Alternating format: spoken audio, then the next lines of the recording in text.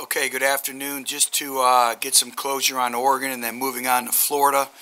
You know, we did a great job the first 2 weeks of really taking care of the small details. And the small details lead to the big details and lead to winning football games. And obviously against Oregon, we did not pay any attention. We didn't do the small details that it takes necessary to win football games.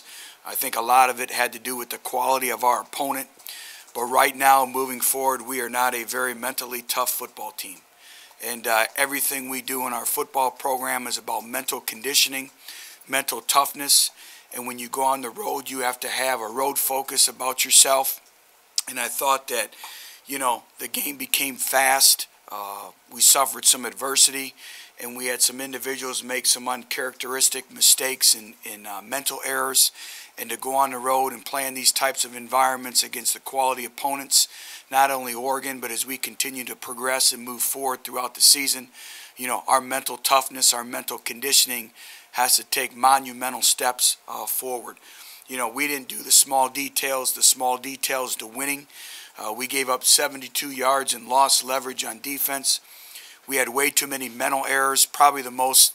I've talked about eye discipline. You've probably are sick and tired of hearing me talk about see a little, see a lot, but I think this game really exposed it. Lack of discipline with our eyes, staring in the backfield, individuals coming off on man coverage, not doing their job, just way too sloppy. 16 missed tackles. You know, offensively, we were not very good in first down efficiency, which leads itself to not being very productive on third down. And two big plays, that's it. And those two big plays occurred on our one scoring drive in the first half. I believe the first or second drive of the game.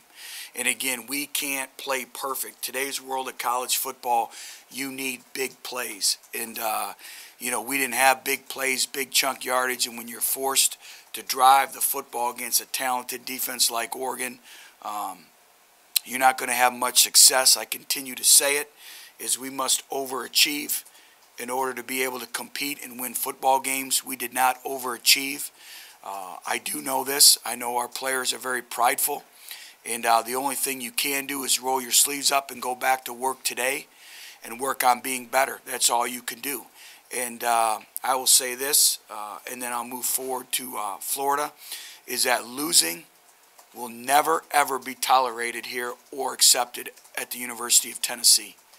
And it's unacceptable. And you can search for all the excuses that you want. Winning is a habit and losing is a habit. And it's unacceptable. And our players are going to understand that. And it all talks about your week of preparation. It means players stepping up and making big-time plays. It's preparing our team. That starts with me. Preparing our football team to play the best of our God-given abilities. And that's all that I can ask of them. They give Tennessee their all. Each and every day in practice and on the game field, that's all that I can ask of them. I said our job is twofold, is to develop these players to be the best student athletes, best football players, best human beings that they can be. And the next job is to recruit quality student athletes that understand what it takes to represent the University of Tennessee and get back to the prideful tradition that we have. And our kids are very prideful, and I expect them to come out with a great day of practice and getting ready to face a very, very, very talented Florida football team. You know, the demands become greater. You look at them defensively, they're only giving up 50 yards per game in the rushing category.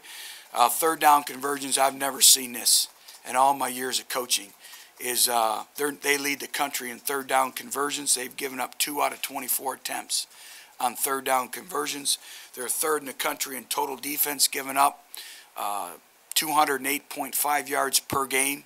Extremely talented, physical, very active. Offensively, playmakers all over the place. You know, another dual threat quarterback who can run, who can pass. A little bit different schematically, but a lot of the same similarities as well in terms of different reads for your linebackers, their eye discipline, play action, unbalanced sets, and getting the ball in the hands of their playmakers.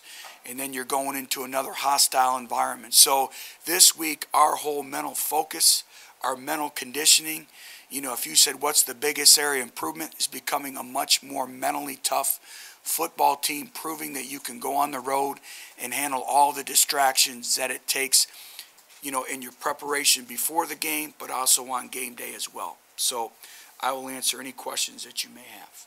Butch, you can work on getting physically stronger, you can work on scheming. How do you work on getting mentally tougher? Just continue to demand. And everything in our football program is based off of mental conditioning, mental toughness. I think if you look at our body of work, of every place that we've left, they've been a mentally tough football team. And it's just grinding, and we have to rely on our seniors. And our players understand it. They know. It's the ability to focus and concentrate. You can look at key points of the game. Last Saturday, it's 17-7 with 11 minutes to go in the second quarter. And they have a 3rd and 8. And we have an individual who's in man coverage come off and doesn't do his job and turns his assignment free. And those are the things that we as a coaching staff, we have to get corrected. It's our players taking great pride in their performance. I think that's the big thing is pride in our preparation, pride in your performance, pride in our performance, as a coaching staff of preparing this football team. And those are the things that getting back that are non-negotiable, is the standard of excellence that we're going to demand day in and day out, not only on the field, but in the classroom and everything that we do. And it gets back to that thing about being a champion and understanding what it takes to be a champion each and every day, how you prepare yourself in the training room, in the classroom. There's a reason why teams win, and you deserve victory. And I said it is, the ball is shaped a certain way. But when you work harder, when you play with a mentality, that ball bounces in your hands. And I think we've seen a great illustration of that the first 2 games of the year. And we can never forget what got us to that point. We have to be a blue-collar, overachieving football team that plays winning football and does not beat itself. Which was your lack of team speed on defense. How big a factor do you think that was? Big factor. That's one thing that we have to address. And, there's only so many things you can do to make your team faster. But I think, John, some of it was, again, not reading our keys, slow with our eye discipline, staring at the quarterback. And I think sometimes we let the mind tie the feet up. And so, you can have guys that run 4.4, 4.5 on a stopwatch, but they don't play that fast. And a lot of times it's the mental aspect. Football is a game of instincts and reactions. And I didn't think that we reacted as quickly as we needed to. And then we have to develop our speed. And then, obviously, recruiting speed is at a premium. We must get faster to compete, in our conference and at a national level. We must get faster. Driscoll's a guy who's coming off a bad performance. They played really, really well here last year. When you look at him on film, what catches your eye about him? Well, I think he's a very, very good quarterback. I think he's in charge of their offense. He made 1 or 2 poor decisions, but, he's going to present many challenges for us. First of all, he can do both. He can run the football. He can throw the football. He has a year of maturity, a year of growth and development in their offensive scheme. So his knowledge base, I think, has improved greatly. He has great confidence, and he has weapons and playmakers around him. And he can hurt you both with his legs and his arm.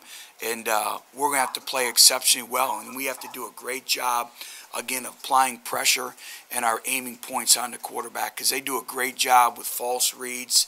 A lot of the reading the zone and the zone keepers and the zone reads, but also different things where the line blocks one way and different things that we do offensively as well.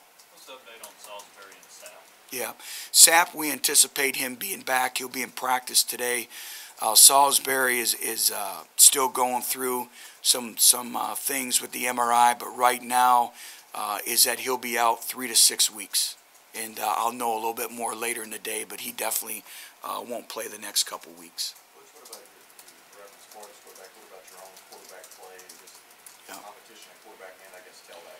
Well, I think, first of all, it's been challenging at the quarterback position just because we haven't had any big splash plays, and I'd like to see Justin settle in a little bit more and be a little more aggressive. I thought the play that he had on the touchdown pass to Jason Kroom. I thought he stepped back. He was assertive. He set his feet. You know, he demanded command in the pocket, and he was confident, and he threw the ball in there, and he was accurate. You know, we need him to attack more. But just like any position in our program, it's open. And whatever quarterback has the best week of practice will be the starter for Tennessee when we play Florida. And if that means a freshman quarterback, that means a freshman quarterback. We'll have more quarterback run into our package this week. And we just need to find ways to generate big explosive plays. And if that's Josh Dobbs running the read option or Riley Ferguson, that's what we'll do. But we have to create big plays, and that's going to be a focus and preparation this week. And then Marlon, is he pushing Rajon? He is. You know, Marlon is an individual who is slowed by injury. He's back to 100%, and he is. And, again, we need more explosive plays from the running back position, too, in terms of, I said it, if the play's blocked for 4 yards, we can't get 4 yards. We need 14 yards. You know, but I do think both Rajon, you know, and Marlon are complementing each other. You know, I think they've both improved greatly. I thought Rajon did a much better job of getting north and south, but we can't turn the football over. That's inexcusable in our program. But they're both working exceptionally hard. I think they both have improved their pass protection skills. So those two individuals are getting better. Now I need, you know, the Alden Hills and the Tom Smiths, you know, to continue to push those two. You know, what we need in our football program is competition. Competition is the greatest motivator of all. And I thought Tom Smith did some really good things at the end of the game, and so did Alden Hill, and we're going to start to rely on them more as well. Marquez North, does he need to take another step to Yes. be a reliable playmaker? Yeah, you know, Marquez is going through that transformation of a true freshman. He's extremely talented. You know, when John brought up about team speed, we put him on the clock. He's a 4.40 guy. He can run. He's physical, you know, but he's still learning the little nuances of how to create separation, you know, how to get released from the line of scrimmage. And he's playing against two NFL corners on Saturday that are going to be in his face, pressing him up. And I see him getting better and better, but that's the luxury that we have. We have to play true freshmen, and they have to grow up in a hurry. How much does that impede what the quarterback can do for you guys when you do have so many? Well, it does, you know, and, you know, everyone looks to the quarterback, but there was on two instances where we had seam routes wide open, and our slot receivers were off their landmark. And everything is about rhythm, spacing, timing. You know, it's about reception areas, and everyone wants to look for the quarterback, but the receivers paint pictures for the quarterback. You know, I tell them they're route artists, you know, and they have to take pride in the small details. And, you know, Zach is on that each and every day, and we're getting better. So it's really been hard to judge the quarterback just because of all the moving parts and pieces and the different dynamics that we're going through. And then, you know, you lose two slot receivers on Wednesday and Thursday. You know, so we had to simplify. Half of our game plan for Oregon had to be put aside just because of being able to move receivers around just to be functional. And that is what it is. Dig and Jonathan, do you think they'll be back? We do expect them back. Today's a big day to see how far that they've come, but we do anticipate them practicing today. Which had some fourth downs that you considered going for in the first half when Oregon was pulling away? Did you come close to rolling the dice on some of those? You know, you always think everything through, but, you know, I don't ever want to put our defense in negative situations, you know, and, you know, we're still in the game at all, and I'm not a, you know, double down. You know, I play the percentages. Everything is strategically thought out in the game plan. You know, percentages of where they've been over the last couple years, of where you go for it on the football field. You know, it's fourth. Is it 4th and 1? Is it 4th and 3? Is it 4th and 8? How does it affect your defense? Where is the momentum? So nothing is just roll the dice. You know, everything is very calculated when we look at that stuff. From your working knowledge of the SEC, I don't know how much video you watched in the off season, but where do you think Oregon would fit in to this conference? Well, you know, it's really hard. All I know is that Oregon is an extremely talented football team. You know, they have great team speed. They're very well coached. They're masters of what they do. They know what they are, they have their identity, and they do it exceptionally well. You know, obviously moving forward now in the SEC play, you know, you walk in and after recovering from Oregon, now you have to go on the road and play a rivalry game in Florida, which I already told you statistically, defensively, explosive, can play man coverage, a lot of pressure looks. You know, the other thing that I think the missing piece and where we're at in our program, just to talk Tennessee, is our special teams. You know, when you talked about the speed factor, I thought the speed differential was much different in terms of the areas of special teams. And that's an area that we have to do a much better job, you know, technically, discipline-wise, fundamentally. But, you know, you may see our entire starting defense playing special teams. I mean, it is what it is. You know, we have to put speed on our special teams from here on out. With the quarterback situation, you said it's an ongoing competition since the start. Is it going to be any different this week in terms of other guys getting more reps in the first team? Yeah, we may open it up and give more repetitions. You know, obviously we have to prepare the guys to play in the game, and so we can't let that. But I just, you know, you have to earn your spot each and every week, and you know, we'll see what the freshmen can handle. But I think Nate Peterman continues to progress along. You know, he's an individual. It's 6 a.m. and he's the first person in the building every single day. And he has a great grasp and knowledge, and I continue to see him getting better. And I think Justin's getting better, but I just think competition is healthy, and, you know, it's going to be a week-to-week process of who can manage the offense the best. What you talked about with Justin, wanting him to be a little bit more aggressive and attack more, you always talked about not wanting to force things and Right. take care of the ball.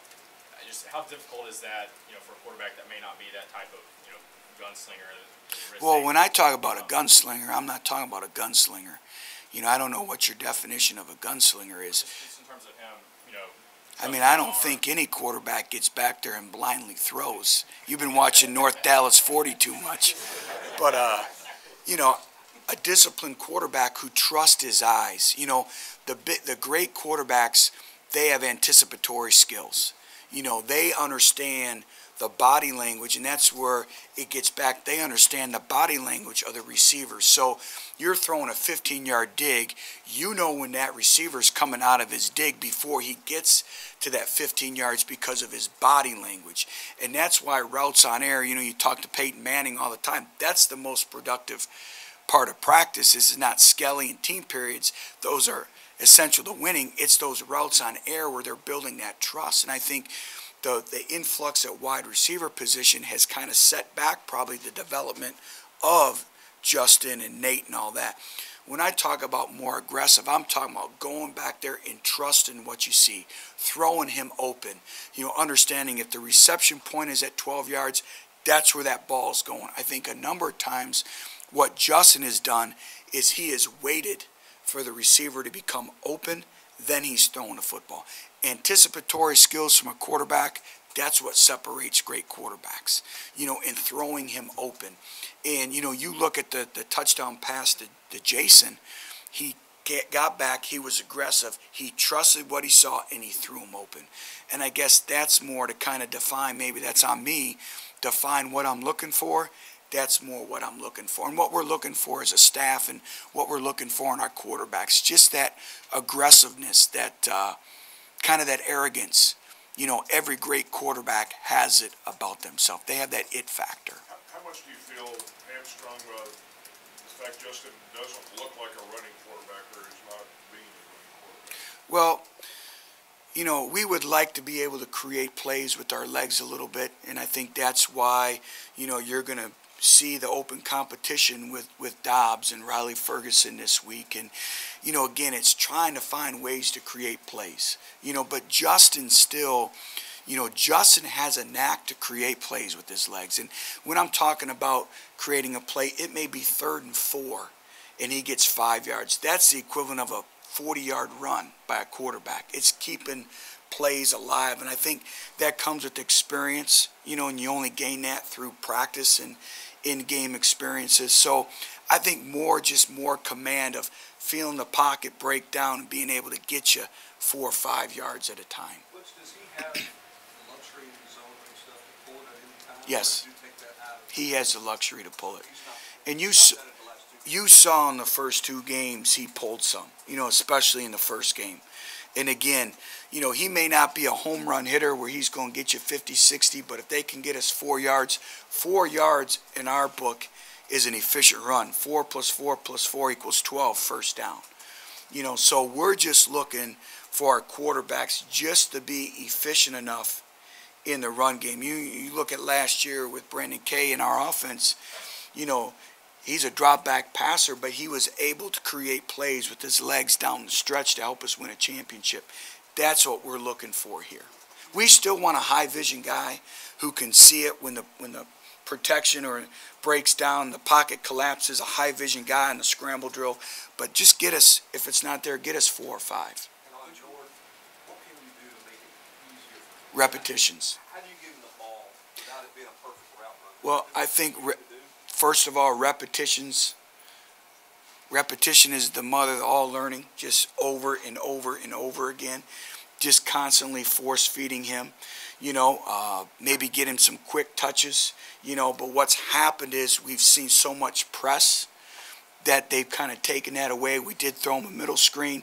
Now the next evolution is once he gets the middle screen, at the collegiate level, you're not going to beat everyone running east and west.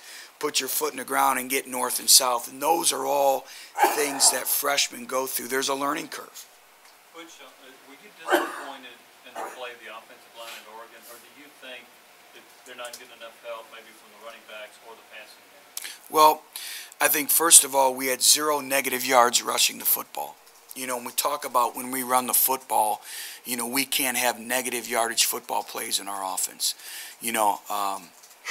Would I have liked to have been able to run the ball a little bit more efficiently and effectively? Absolutely. And for us, we have to establish the line of scrimmage. And this week will be a tremendous challenge, with their defensive front. They have a lot of Sunday bodies in their football program and a lot of players that are going to play on Sunday. So it's going to be a great test to us. But again, we have to do a better job with play action, run action, different things of alleviating some of the stress and pressure that we put on our offensive front. And that stems with the quarterback, that stems with the running backs, the tight ends, and the guys on the perimeter.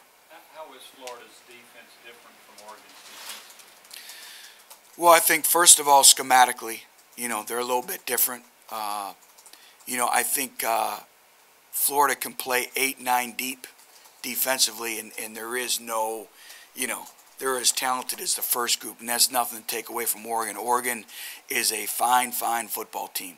But I think speed and size, the combination of the speed and size, when you think of defenses in the SEC, when you watch Florida on film, they define SEC defenses. In the secondary, you need to going to be some growing pains. How valuable is a game like Saturday for somebody like Cam Sutton, and how much of a teaching tool do you try to turn that into for the young kid?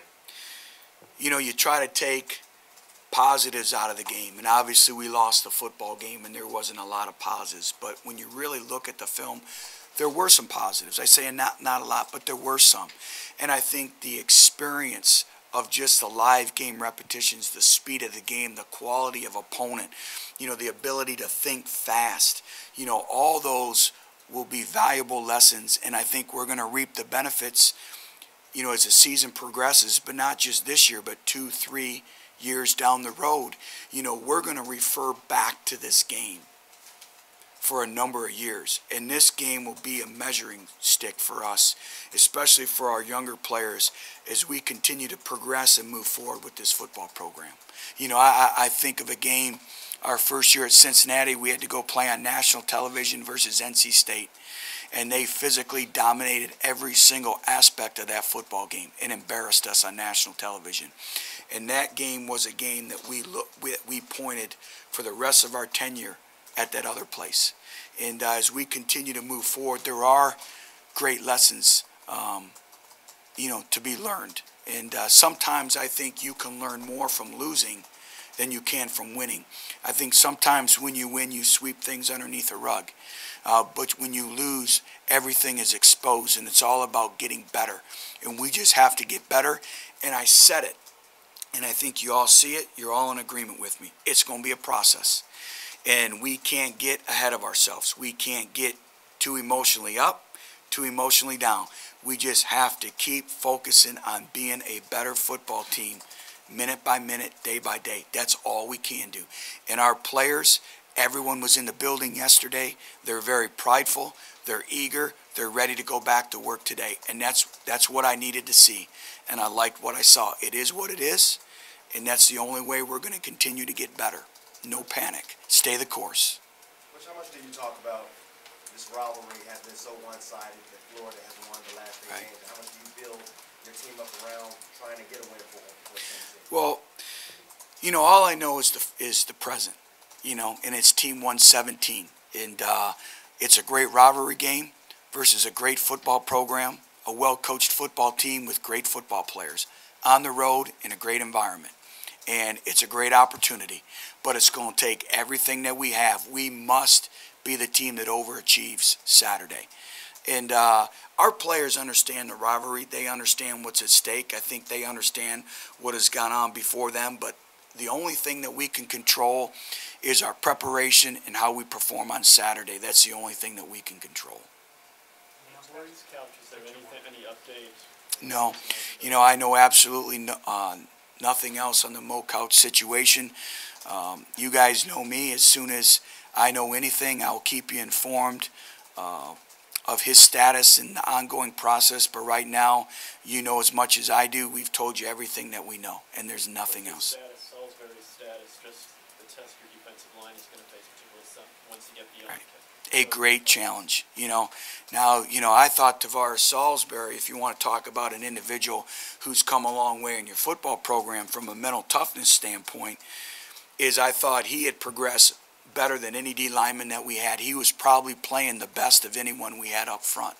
And so losing him was a major, major setback for the interior of our defense. And so, it is what it is. Some individuals have a great opportunity. Jason Carr, true freshman out of Memphis, is going to have to grow up in a hurry, and he will gain some valuable repetitions in practice, and he has to be game ready to go for the Gators. Okay, thank you.